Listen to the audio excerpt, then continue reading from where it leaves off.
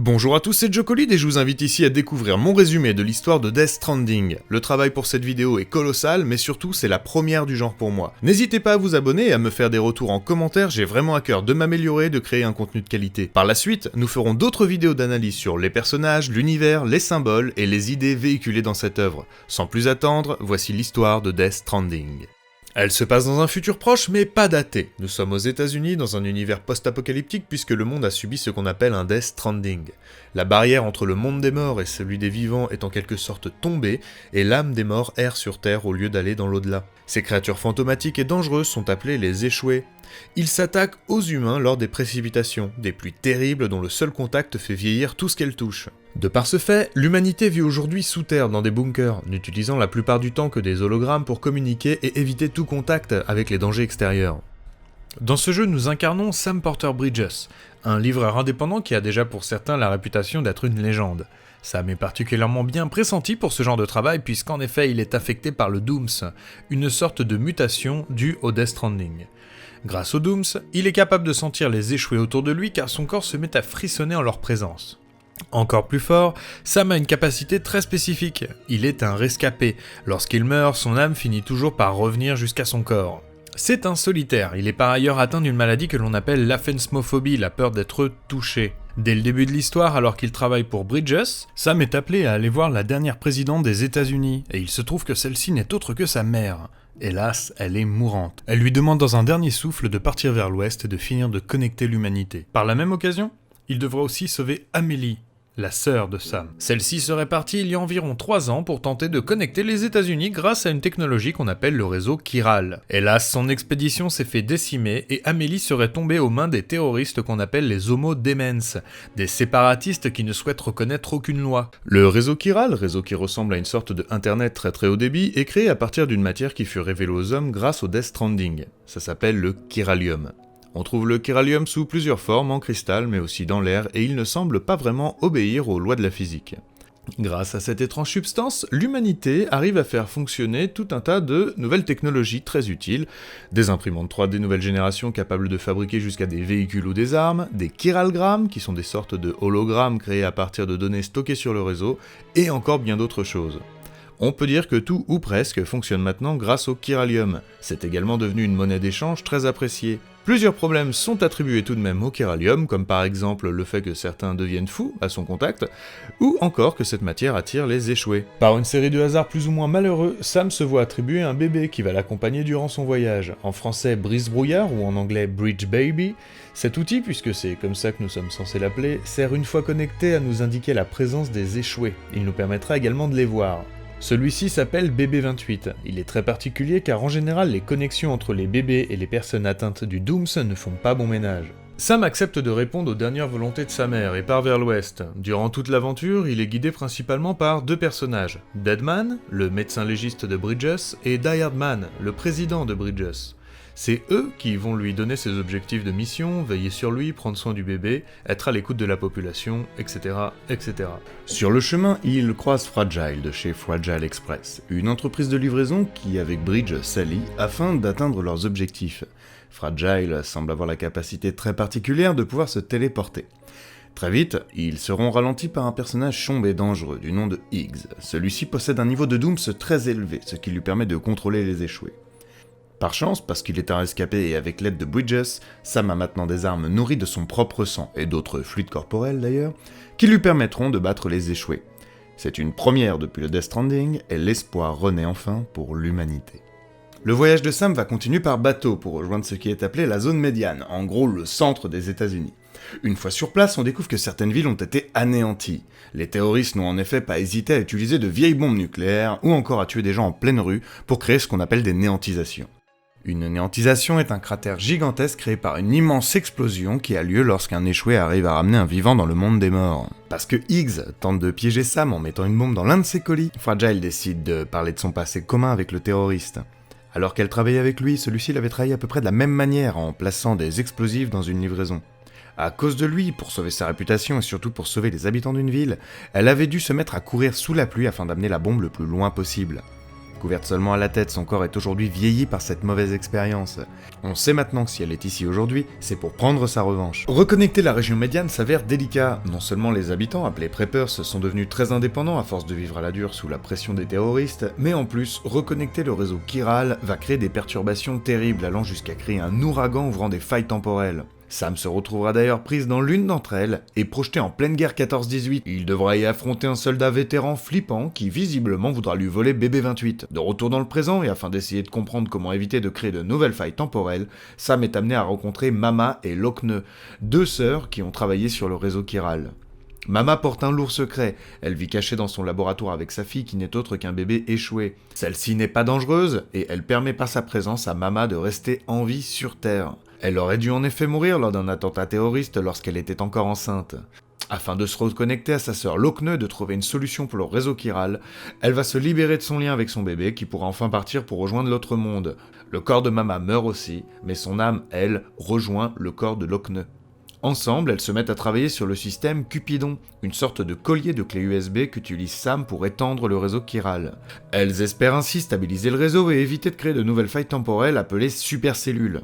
Hélas, le procédé prend du temps, et Sam se fait à nouveau aspirer dans une faille. Il se retrouve cette fois à affronter le soldat vétéran flippant pendant la Seconde Guerre mondiale. Celui-ci semble toujours vouloir récupérer le bébé.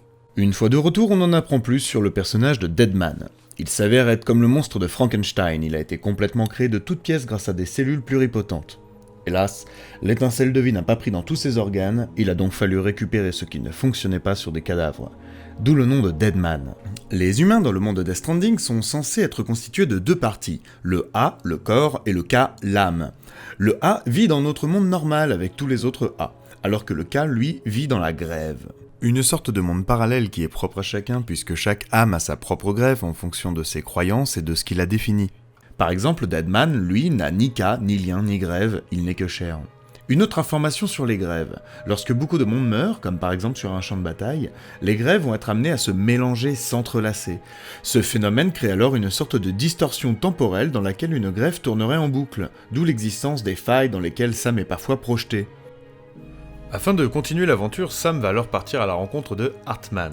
Hartman est constamment branché à un défibrillateur car il possède une difformité au niveau du cœur. En effet, toutes les 21 minutes, il subit un arrêt cardiaque. Il profite de ces arrêts de 3 minutes pour aller fouiller les différentes grèves afin de retrouver sa femme et sa fille. En dehors de ça, c'est un expert en paléontologie, géologie, biologie évolutive, etc. Son but est d'exploiter les connaissances récoltées jusque-là pour essayer de comprendre comment contrer le Death Stranding. En effet, selon lui, toutes les grandes extinctions que la Terre ait connues y seraient liées, comme par exemple la disparition des dinosaures. Après l'avoir aidé en récoltant pour lui de précieuses données, Sam continue sa route pour atteindre enfin le Pacifique. Le réseau chiral est complet, et il va falloir maintenant retrouver Amélie pour la sauver. Pour cela, Sam va devoir s'attaquer à Higgs, qui sera présent sous plusieurs formes. En effet, après l'avoir battu en tant que géant échoué sur Terre, le combat continuera sur la grève. Cet endroit se veut particulièrement dangereux pour Sam, puisque si son âme meurt ici, elle ne pourra jamais revenir. Jusqu'au bout, on voit en Higgs le grand méchant de l'histoire. Mais en réalité, le danger viendrait d'un certain agent d'extinction. Et celui-ci n'est autre que Amélie. Un agent d'extinction est un être qui naît sur la grève au lieu de naître sur Terre. Sa forme physique reçoit alors un cordon ombilical de chiralium qui restera accroché à lui toute sa vie. Cet agent d'extinction a été créé pour détruire le monde en provoquant le Death Stranding. Il n'a pas le choix.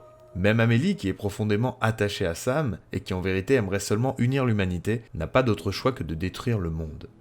Cependant, après la défaite de Higgs, Amélie se met à croire qu'elle est peut-être capable de contrer ce pourquoi elle est née. Avoir retrouvé Sam, voir l'Amérique ainsi connectée lui redonne espoir en l'humanité. Tout va enfin rentrer dans l'ordre. Ou pas du tout. On n'est pas tout à fait au bout de nos surprises. Le vétéran, qui pour nous n'était en fait qu'un pion de Higgs qui revenait du passé pour nous hanter, serait peut-être en réalité celui qui contrôle tout. Il débarque sur la grève et menace nos héros. Afin de sauver Sam, Amélie le renvoie sur Terre. C'est alors que celui-ci apprend que toute l'équipe de Bridges s'est regroupée tout à l'est. Deadman, Hartman, Mama/Lochne et Fragile sont à l'est. Deadman et Amélie, eux, seraient restés sur la grève d'Amélie avec le soldat flippant. Et quant à Sam, lui, eh bien, il va devoir refaire à pied tout le chemin qu'il a déjà parcouru dans l'autre sens afin de retrouver son équipe. À force d'enquête, nous en apprenons beaucoup plus sur notre ennemi, le soldat Clifford Unger, le vétéran. À une autre époque, cet ancien soldat de l'armée américaine a volontairement fait participer son bébé à une expérience secrète du gouvernement, mais il ne savait pas à quoi cela l'exposait. La recherche sur les bébés devait officiellement servir à contrer le Death Stranding en repérant les échoués et en évitant les néantisations. Sauf qu'en réalité, ils ont été utilisés pour devenir des catalyseurs du réseau chiral. La présidente Strand aurait menti à la population pour unir l'humanité grâce au bébé. Quand Clifford Hunger s'en est rendu compte, il a cherché à récupérer son bébé, mais il est mort en essayant. Cliff est aujourd'hui un être à part. Il a réussi à revenir des enfers, j'entends par là qu'il est revenu de l'au-delà. Sa haine était si puissante, tout comme ses regrets, sa volonté, qu'il refait surface pour qu'on lui rende son bébé. On imagine donc que c'est pour se venger que Cliff aurait fait en sorte que Higgs se serve d'Amélie pour le Death Stranding ultime qui tuerait tout le monde sur Terre. Et comme cela a échoué, il vient régler ça en personne. Et il faut comprendre que la menace est maintenant imminente. Le réseau chiral étant plus fort que jamais depuis que nous l'avons reconnecté, il se trouve que les grèves menacent de fusionner, créant une sorte de super grève qui fusionnerait également avec la Terre, et là, ce serait l'extinction pour de bon. Après avoir affronté une dernière fois Cliffhanger, celui-ci semble beaucoup plus apaisé, comme s'il avait compris quelque chose qui échappait encore à Sam. C'est à ce moment-là que pour la deuxième fois, on se dit que tout est réglé. Cependant, pas tout à fait. Iron Man est toujours coincé sur la grève d'Amélie et il y croise Bridget Strand, l'ex-présidente, et il tente par ailleurs de la tuer. On découvre que si Iron Man peut être sur la grève d'Amélie, c'est parce qu'il possède un poupon. En effet, afin de pouvoir rejoindre une grève, il faut posséder un objet, un lien très fort, qui nous permette de l'atteindre. Mais ce poupon, c'est le même que Higgs avait dans son pod, et également les mêmes que Cliff avait autour de lui à chaque apparition. Mais alors qui est vraiment derrière tout ça ? Amélie ou Bridget, sa mère, qui aurait visiblement eu des comportements suspects de son vivant. Après avoir affronté une baleine géante échouée dans un combat terriblement classe, Sam se dirige toujours vers le point de départ de toute cette histoire et va enfin avoir le droit à toutes les réponses. Et je les catégoriserai en 4 grandes vérités ou étapes comme vous voulez. Tout d'abord, Amélie et Bridget sont la même personne. Même le prénom d'Amélie est une invention. Amélie égale I am a lie, je suis un mensonge. Amélie est en réalité le K de Bridget, son âme, et Bridget est le Ha, le corps. Ces deux-là arrivent à vivre en même temps sur 2 plans différents, la Terre et la grève, ce qui est exceptionnel. Il faut en règle générale mourir ou être au bord de la mort pour passer dans sa grève. Amélie n'est pas un agent d'extinction, c'est plutôt un agent d'extinction qui est à la fois Amélie et Bridget, et ceci depuis le début. Cet être a été créé pour tout détruire. Ou presque. Car même si l'agent d'extinction comprend grâce à des rêves qui lui parviennent quel est son but, il ne s'agit pas d'un être omniscient et clairement sûr de lui. Bridget/Amélie n'est pas la méchante de l'histoire, elle est juste ce qu'elle est. Un agent d'extinction supposé détruire sa propre espèce. Deuxièmement, Cliffhanger avait pour concubine Lisa Bridges, ce qui veut dire que Sam Porter Bridges serait en réalité le fils de Clifford Hunger et non pas le fils de la présidente ni le frère d'Amélie. Ensuite, 2 infos au moment de la mort de Cliff. Iron Man tenait à ce moment-là l'arme du crime, mais c'est Bridget qui l'avait fait appuyer sur la détente contre sa volonté. Sauf qu'à une autre époque, Iron Man a servi aux côtés de Cliff et il n'avait donc clairement pas l'intention de le tuer. Malgré son allégeance à l'ex-présidente, on comprend pourquoi aujourd'hui il essaie de l'éliminer pour de bon sur la grève. Et B, le bébé qui était en réalité Sam s'est fait tuer dans l'action. C'est alors que Amélie/Bridget, attristée par ce qu'elle venait de faire, et de par l'attachement qu'elle avait déjà pour le bébé, décida dans l'autre monde, la grève, de sauver l'âme du bébé en lui montrant comment rejoindre son corps. C'est ainsi que l'âme de Sam finira toujours par revenir vers son corps et qu'il devint un rapatrié. Troisième point, le Death Stranding ultime est lancé et rien ne peut l'arrêter. La grève d'Amélie va en effet imploser et fusionner avec le monde des vivants, puis tout va disparaître. Heureusement, Amélie prend finalement la décision de sauver Sam et le monde en faisant la seule chose qu'elle puisse faire, sceller sa propre grève en restant coincée à l'intérieur pour toujours.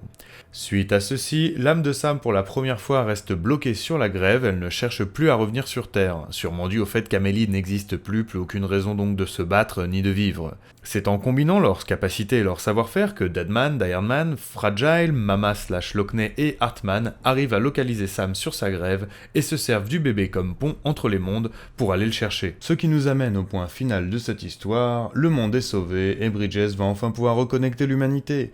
Iron Man devient le nouveau président, il fond en larmes devant Sam en s'excusant d'avoir tué son père, il ne reste plus qu'à brûler BB-28. En effet, selon Bridges, il ne fonctionne plus, le délai d'utilisation des bébés est en général de moins d'1 an, donc de toute façon, il faut s'en occuper. En mourant, il va dégager un pic de chéralium qui risquerait d'attirer les échoués dans la ville, en route donc pour le dernier voyage jusqu'à l'incinérateur. Sam décide finalement de libérer le bébé au dernier moment car il a commencé à être bien trop attaché à lui. Il a d'ailleurs pris pour habitude de l'appeler Lou au cours de l'aventure, c'était le nom qu'il avait prévu de donner à son propre enfant qui l'attendait mais qu'il n'a jamais eu. Le sortir du pod aurait dû tuer bébé 28 mais celui-ci miraculeusement survit. On découvre alors que Lou est une fille, ce sera donc Louise et Sam et elle vont vivre dans leur coin à l'écart de Bridges ou de toute autre compagnie. Nous voilà à la fin de Death Stranding. Je n'ai pas pu tout traiter dans cette vidéo et j'ai fait quelques raccourcis et changé l'ordre dans lequel nous recevons les informations pendant le jeu. C'était délibéré de manière à essayer d'être le plus clair possible. Dans d'autres vidéos, je traiterai les personnages un à un pour aller plus loin dans l'analyse. Je vous ferai part de mes théories, comme par exemple Lou serait-elle la véritable enfant de Sam, et surtout je m'efforcerai de répondre à vos questions sur les interrogations que vous avez encore sur le jeu. N'hésitez pas à me poser donc vos questions dans les commentaires, mais également à me dire quel est le premier personnage que vous voulez que je décrypte. Tous les personnages de Death Stranding sont assez importants, assez intéressants pour avoir une petite vidéo sur eux. Donc j'attends vos commentaires, merci infiniment d'avoir regardé cette vidéo jusqu'au bout, et je vous dis à très bientôt sur la chaîne. Ciao ciao.